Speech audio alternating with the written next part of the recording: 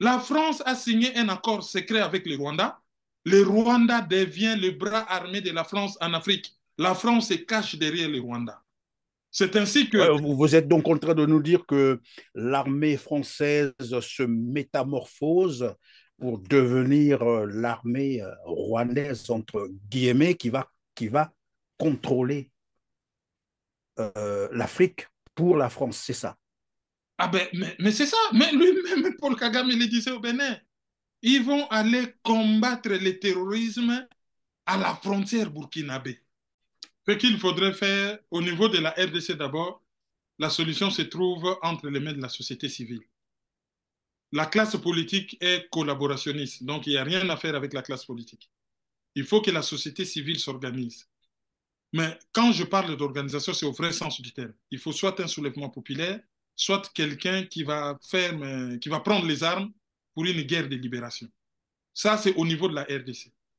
Au niveau de la région, que toutes les sociétés civiles prennent conscience du danger, qu'on organise des synergies, que les Congolais de Brazza ne puissent pas regarder la RDC comme l'ennemi, qu'ils puissent regarder que c'est mon frère de combat, que les Congolais de la RDC puissent faire comprendre aux Centrafricains que nous sommes dans un même bateau, nous allons couler ensemble. Que les Tchadiens sachent que après le Congo-Brazza, ça sera les Gabon, ça sera les Cameroun, ça sera les Tchad. Les jours où tout le monde sera conscientisé, les jours où tout le monde comprendra, les jours où toutes les sociétés civiles s'élèveront, les jours où il y aura synergie, que nous allons nous serrer les coudes, que nous allons travailler ensemble, nous allons libérer cette région. Je vous rappelle que l'Afrique centrale, potentiellement, c'est la région la plus riche du monde. Je dis bien la région la plus riche du monde. Mais c'est aussi, et ça c'est documenté, la région la moins développée du monde. Nous avons le taux le plus bas d'accès à l'électricité au monde. Nous avons le taux le plus bas d'accès à Internet du monde. Nous avons le taux le plus bas, je crois, oui, d'alphabétisation au monde. Nous avons le taux le plus bas de l'indice de développement humain. Regardez toutes les statistiques. Prenez une carte mondiale, vous allez voir que le trou noir de l'humanité se trouve en Afrique centrale. Mais lorsque vous prenez la carte des richesses, les C'est Gabon, l'inverse. le Congo-Brazza, la République centrafricaine, les Congo, c'est un scandale. Et tant que nous ne prendrons pas conscience que tout le monde nous en veut, on veut en finir avec nous, on veut nous exterminer comme les Indiens d'Amérique. Et nous, moi, dans 50 ans, si on ne se lève pas dans 50 ans, on aura un autre pays qui s'appellera les États-Unis de l'Afrique centrale, habité par des Caucasiens, et on va retrouver quelques Bantous dans des réserves, comme des Indiens d'Amérique, et les pays ne nous appartiennent. Nous serons vraiment dans des réserves. Hein. Et c'est sérieux.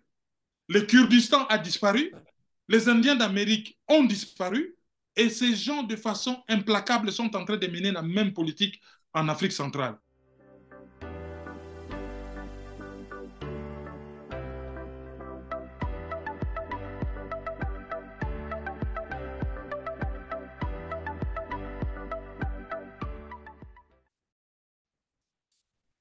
Heureux de vous retrouver sur TLR TV, mesdames, messieurs. Bienvenue dans ce tout autre numéro de Droit de savoir où j'ai le plaisir de recevoir de nouveau sur ce plateau Caroline Maïzo, journaliste, analyste politique et conférencier international. Bonjour, Caroline. Bonjour Christian Perrin, bonjour à tous. Merci, Caroline. C'est toujours un plaisir de vous avoir sur TLR TV.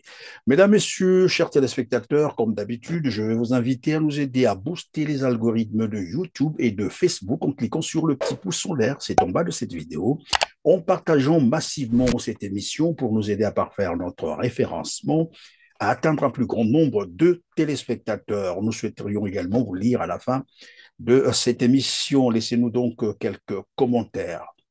Pensez à vous abonner pour ceux qui ne l'ont pas encore fait pour être prévenus de toutes nos prochaines productions. Moi, c'est Christian Perrin si vous nous avez rejoint pour la première fois sur TLR TV. Karine Maïzo, la situation en RDC, je fais bien allusion à l'agression rwandaise qui dure déjà plus de 2 décennies avec plus de 10 millions de victimes. J'ai bien dit plus de 10 millions de victimes. Curieusement, personne ne veut s'engager pour mettre conséquemment fin à cette agression. Quand la communauté internationale en parle, c'est de manière timide. Que se passe-t-il concrètement? Ce qui se passe concrètement dans cette affaire, c'est que personne ne mettra fin à ces conflits parce que c'est demandé aux pyromanes de jouer aux pompiers. Si, dans le cas du pyromane, il met le feu parce que ça lui fait plaisir, ça excite ses sens, mais un fermier en Afrique qui allume un feu, il allume parce qu'il veut défricher un champ. S'il a 50 hectares et qu'il allume un feu et que le feu ne défriche que 30 hectares, lui demander d'éteindre le feu, c'est comme si on lui demandait de s'arrêter en si bon chemin. Tant que les 50 hectares ne seront pas brûlés, il n'arrêtera pas la guerre. Le Congo, c'est le plus grand pactole que ce qu'on appelle la communauté internationale a jamais retrouvé sur ses bras.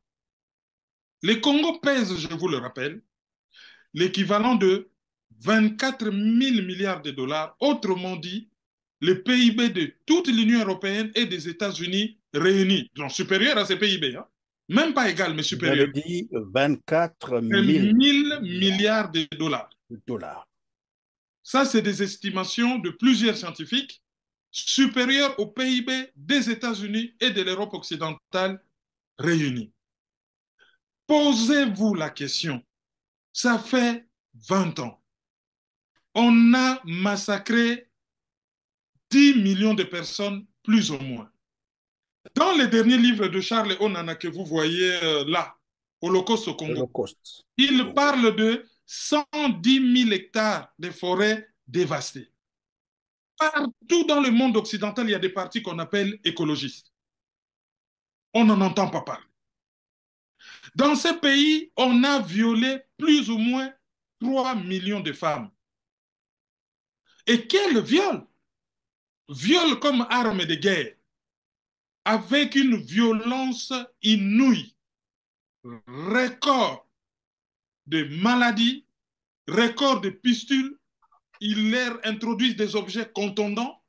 Le monde s'est tout simplement contenté à donner un prix Nobel de la paix aux pompiers, mais le monde ne fait absolument rien pour condamner les pyromanes. Et les pompiers leur a même dit, mais vous me donnez un prix Nobel, mettez un tribunal en place pour traquer les pyromanes et les condamner.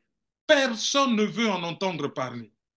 Cette guerre, ce qui l'amène, notamment les États-Unis et ses affidés, ont garanti à tous les sous-traitants des moyens énormes, des moyens militaires pour mener la guerre, des moyens de communication pour communiquer sur cette guerre, les faire passer comme une guerre indigène, une guerre tribale, une guerre entre Congolais.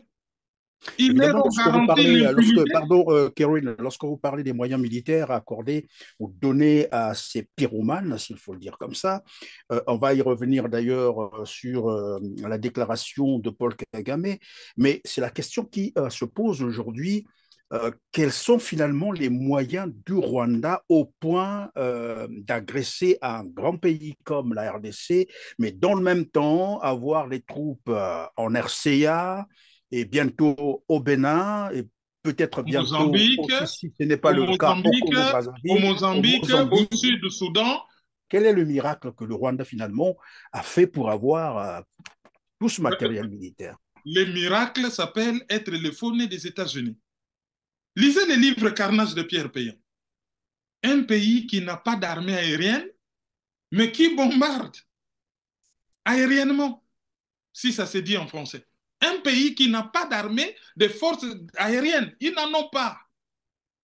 Mais ils ont bombardé les camps de réfugiés. Qui bombarde? Qui leur donne des cartes satellites? Qui leur communique les déplacements de troupes? Alors, est-ce qu'on peut Qui penser que paye, finalement qui paye les... Oui.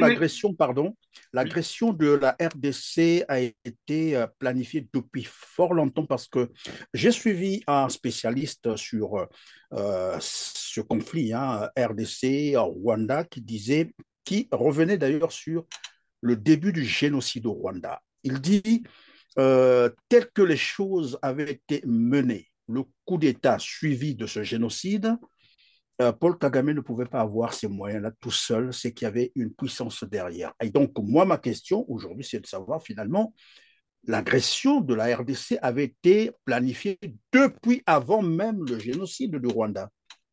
Par le président Clinton. C'est documenté. Et lui-même, il est dit. Il est là pour mener l'opération psychologique.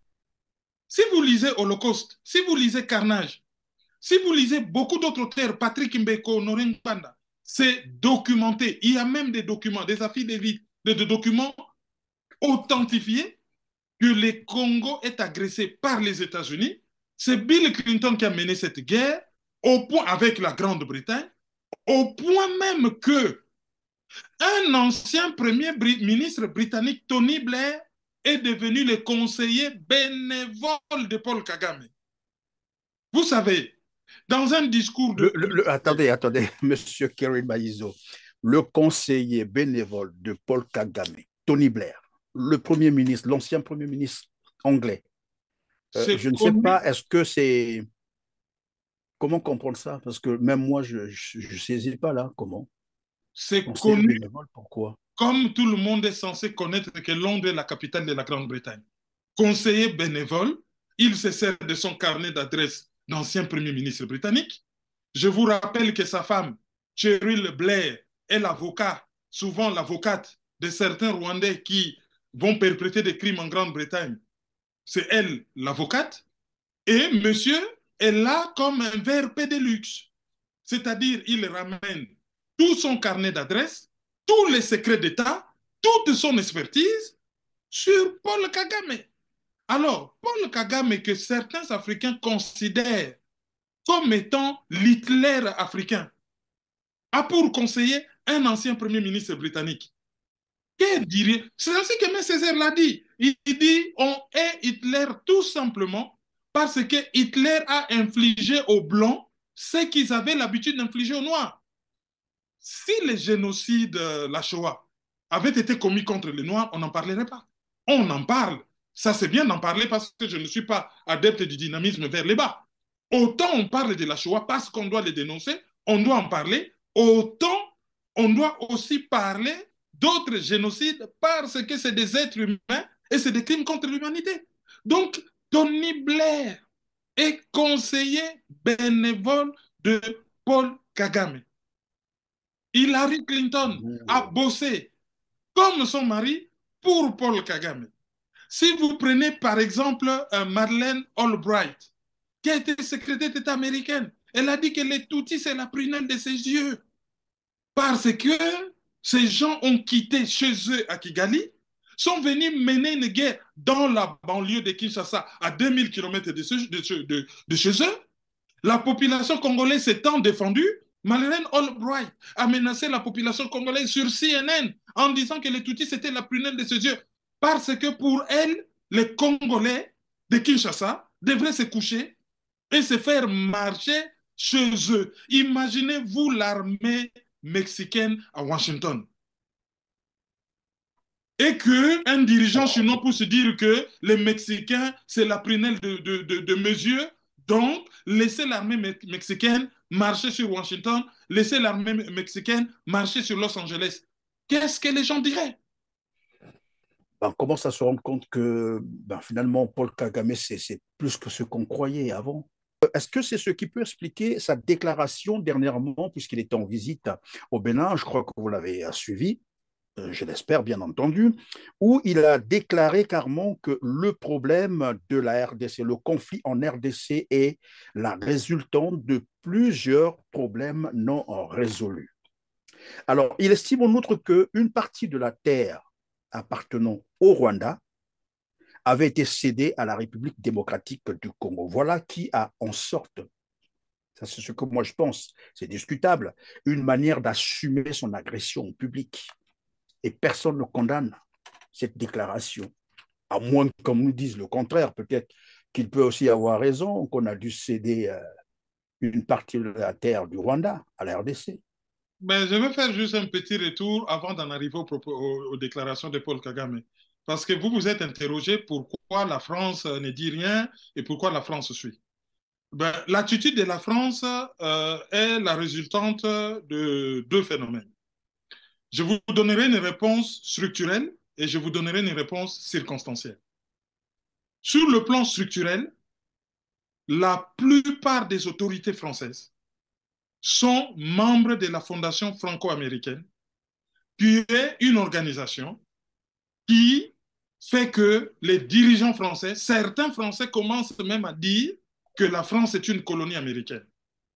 Ils sont responsables politiques français, mais en coulisses, ils obéissent tacitement aux intérêts, ils sont atlantistes en fait.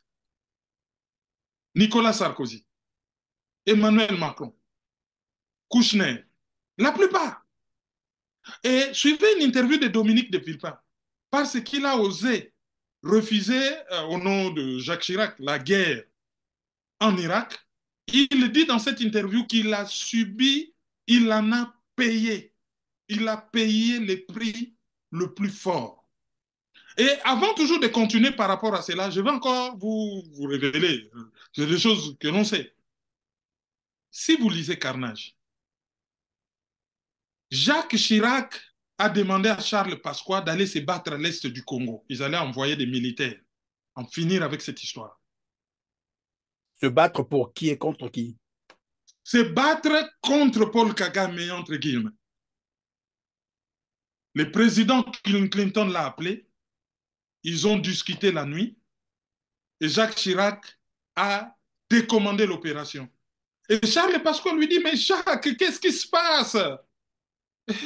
L'autre lui répond, écoute, je n'y peux rien, on doit tout. Les hommes sont déjà dans la forêt, c'était difficile à mettre en place. Les prendre de la République centrafricaine, les parachuter. Il dit, écoute, j'ai discuté avec Clinton, rien à faire, vous décommandez. Ils étaient là, quelque part, en Centrafrique.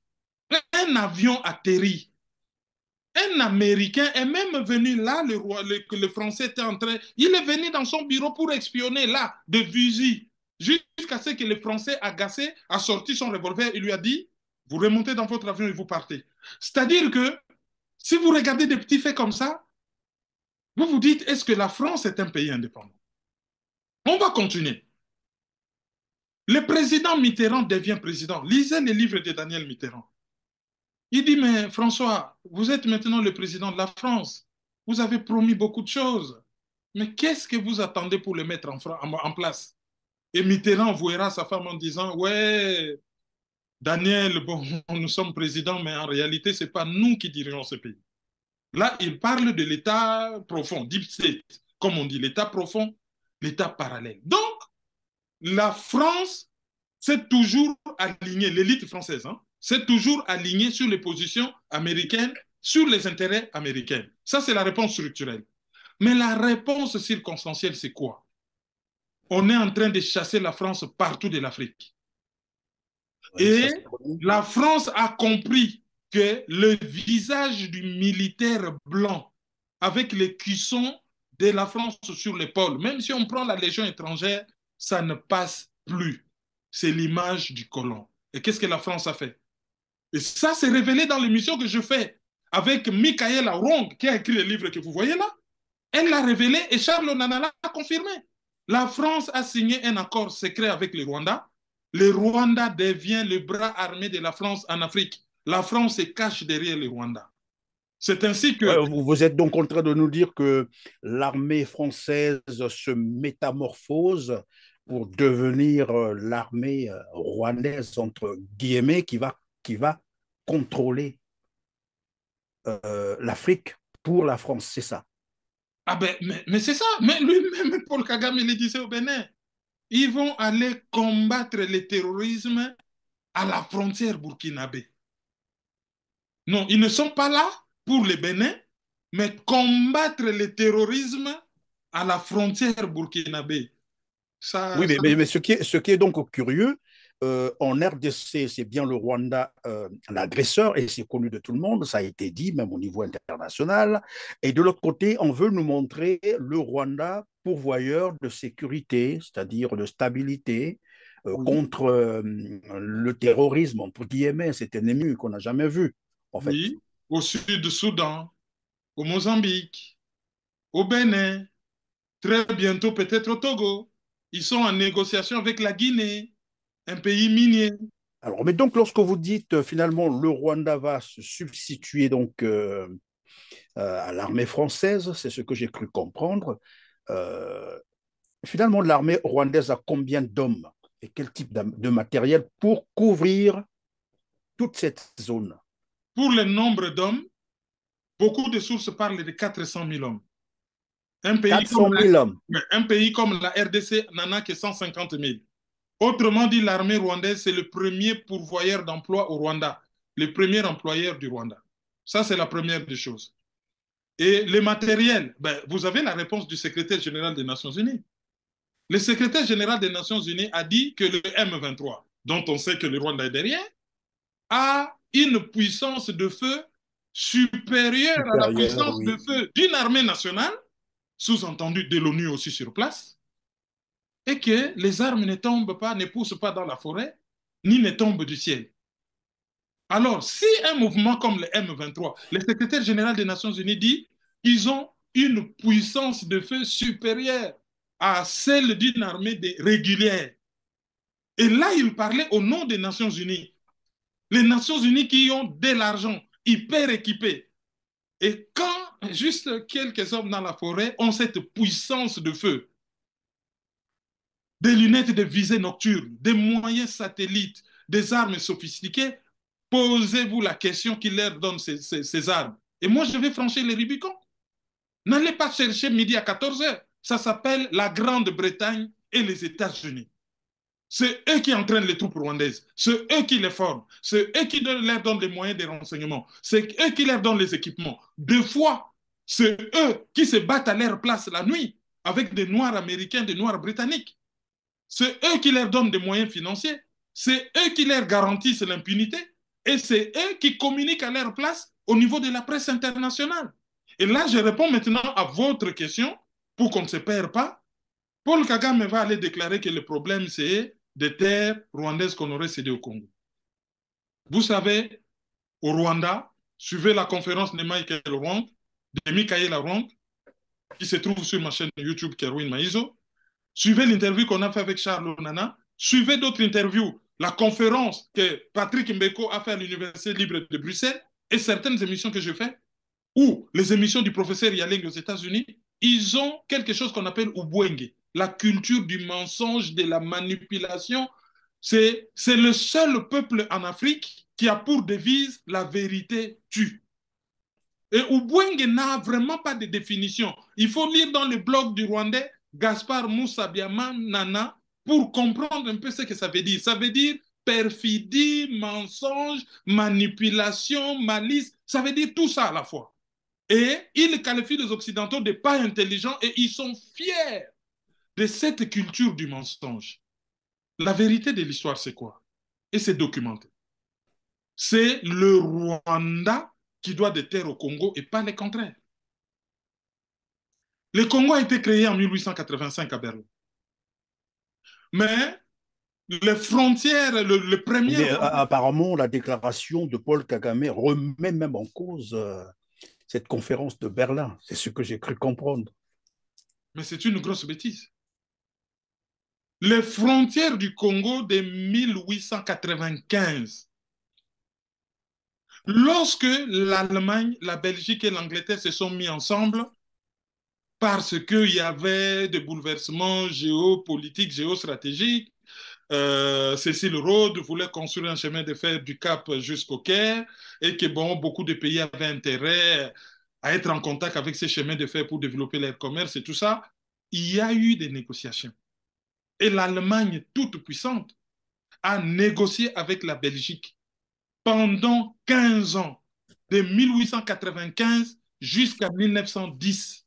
Un accord pour que la Belgique cède une partie du territoire qu'elle contrôlait, parce qu'ils ont commencé avec Léopold II, et Léopold II a filé la patate douce à la Belgique, parce que la Belgique a récupéré la colonie en 1908.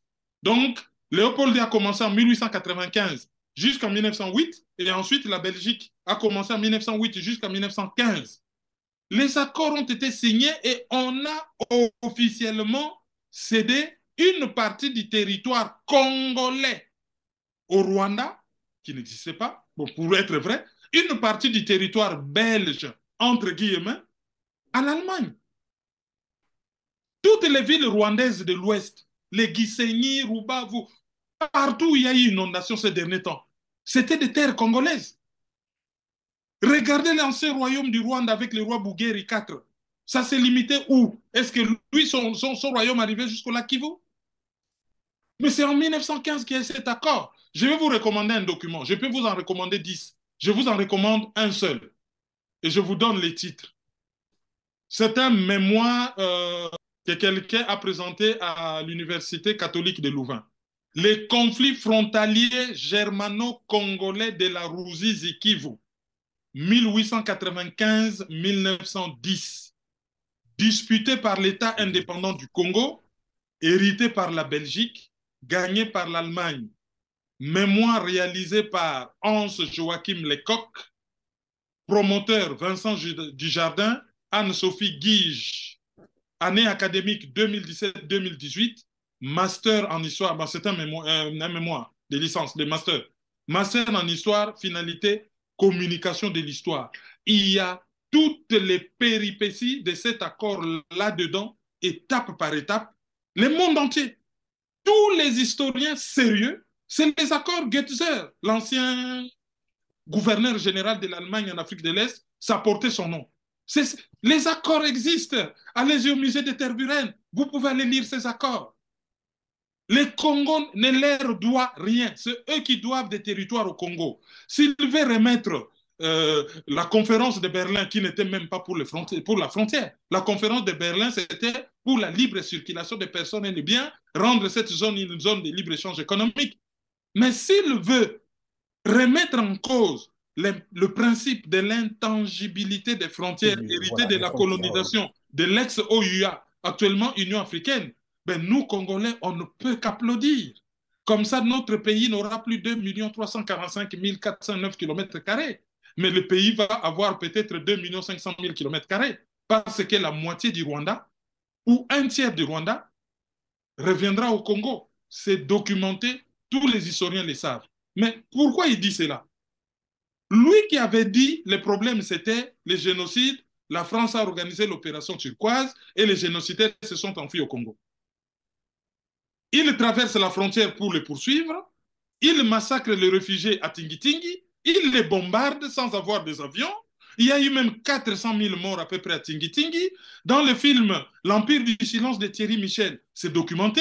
Balouf a fait aussi le Congo, je crois, L'Empire des crimes oubliés. Balouf, c'était au FESPACO, c'est un cinéaste congolais. Charles Onan en parle, Honoré Ngban en parle, Patrick Mbeko en parle. Donc, lui, il pourchassait les génocidaires. Mais Charles Onan démontre que non, c'était une stratégie de prendre le Congo, c'est la stratégie de l'entonnoir.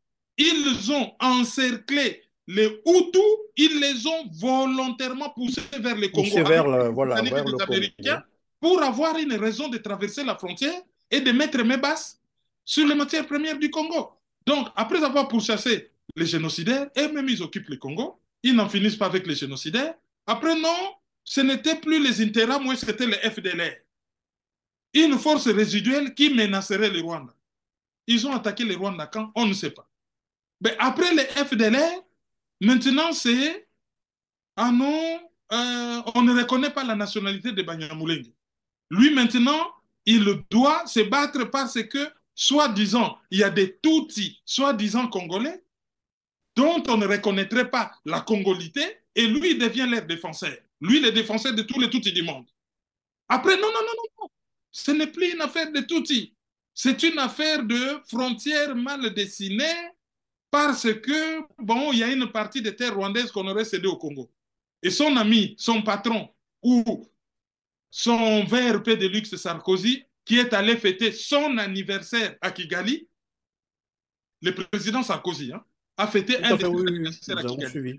Ah, mais lui, il avait tout simplement déclaré que le problème, c'est d'un côté, on a un grand pays mal organisé, de l'autre, un petit pays à la démographie dynamique et à la frontière, une organisation bizarre de richesses. Pour que cette affaire se termine, il faut que le Congo partage ses richesses avec le Rwanda. Comme si la France Ça, accepte c'est déclaré par le président Sarkozy. Sarkozy à la conférence des diplomates, je ne sais plus de quelle année. Les sons se trouvent sur Internet partout. Si vous tapez juste cette phrase sur Internet, vous avez même la vidéo. C'était devant des diplomates français. Mais ce n'était pas le seul à avoir dit. Il y a aussi Aldo Ayello, un ancien un commissaire européen. Il a dit la même chose. Il faut partager les richesses du Congo avec le Rwanda pour que la guerre se termine. Donc, c'était les Interamoués, c'était les FDLR, c'était les Tutsis qui seraient maltraités. Mais maintenant, il fallait partager les richesses. Maintenant, ce n'est plus une affaire de richesses, c'est une affaire de territoire. Pourquoi? Parce qu'au final, un vice-ministre britannique l'a dit. Ah non, le problème de l'insécurité à l'Est, c'est la frontière qui avait mal coupé les Tutsis. Ils se sont retrouvés de part et d'autre de la frontière. Donc, il faut déplacer les frontières vers le Congo pour que les Tutsis se retrouvent dans un même pays. Un ministre britannique, le pays de Tony Blair. Caroline Maïzo, est-ce que vous êtes en train de nous dire, tel que ça s'est passé avec la Libye, en déstabilisant la Libye, c'était une manière de prendre la mainmise sur le Sahel, disons les pays qui, voilà, qui sont au Sahel, et c'est ce qu'ils sont en train de vouloir rééditer avec la RDC, c'est-à-dire déstabiliser la RDC pour contrôler toute la sous-région. C'est cela? Mais c'est ça exactement. C'est ainsi que tous les Africains du centre doivent remercier le peuple congolais qui a servi de digue. Si la digue RDC rompt, croyez-moi, on va faire du Congo-Brazzaville une bouchée et votre pétrole, vous n'en entendrez plus parler. Bon, Total est revenu un peu dans le jeu, mais à la rigueur, ils vont chasser Total, ils vont remplacer par des sociétés américaines, ils vont faire la jonction avec l'Angola et le tour sera joué. Les diamants centrafricains, tout ce qu'on a trouvé comme minéraux en Centrafrique, la Chine s'est montrée un peu trop regardant, ben, ils ont mis les Rwandais à la place des Rwandais, des Français. Les gens pensaient que les Centrafricains ont chassé les Français. En réalité, les Français se sont fait remplacer par les Rwandais. Et les Rwandais ont fait fort. La garde du corps du président Touadéra, il a fini par faire un enfant avec une hirondelle rwandaise. Maintenant, il est aux ordres. Il est devenu ce qu'on appelle Semeki. Il passe ses week-ends à Kigali. Selon l'ancien ambassadeur rwandais en France, Ndajiji Imana, qui a raconté cette histoire dans une des émissions, mais il y a beaucoup de gens qui l'ont répété. Ça n'a jamais été démenti, à moins qu'on vienne démentir. Mais les Rwandais sont en République centrafricaine, faisant le boulot que les Français faisaient avant. Quel était ce boulot? Piller les richesses de la République centrafricaine et maintenir ces pays à genoux. Caroline Maïzo, en tout cas, merci d'avoir été avec nous, mais je vais terminer par la toute vraie dernière question. Quelle alternative finalement pour trouver une solution, continuer à sécuriser la sous-région, ben, notamment puisque vous avez parlé de la RDC qui est la digue, comment faire pour stabiliser la RDC? Et nous savons également que maintenant, nous sommes en train de basculer, si on ne l'est pas déjà, vers un monde multipolaire. Ce qu'il faudrait faire au niveau de la RDC d'abord, la solution se trouve entre les mains de la société civile. La classe politique est collaborationniste, donc il n'y a rien à faire avec la classe politique. Il faut que la société civile s'organise. Mais quand je parle d'organisation, c'est au vrai sens du terme. Il faut soit un soulèvement populaire, soit quelqu'un qui va prendre les armes pour une guerre de libération. Ça, c'est au niveau de la RDC. Au niveau de la région, que toutes les sociétés civiles prennent conscience du danger, qu'on organise des synergies, que les Congolais de Brazza ne puissent pas regarder la RDC comme l'ennemi, qu'ils puissent regarder que c'est mon frère de combat. Que les Congolais de la RDC puissent faire comprendre aux Centrafricains que nous sommes dans un même bateau, nous allons couler ensemble. Que les Tchadiens sachent que après le Congo-Brazza, ça sera les Gabon, ça sera les Cameroun, ça sera les Tchad. Les jours où tout le monde sera conscientisé, les jours où tout le monde comprendra, les jours où toutes les sociétés civiles s'élèveront, les jours où il y aura synergie, que nous allons nous serrer les coudes, que nous allons travailler ensemble, nous allons libérer cette région. Je vous rappelle que l'Afrique centrale, potentiellement, c'est la région la plus riche du monde.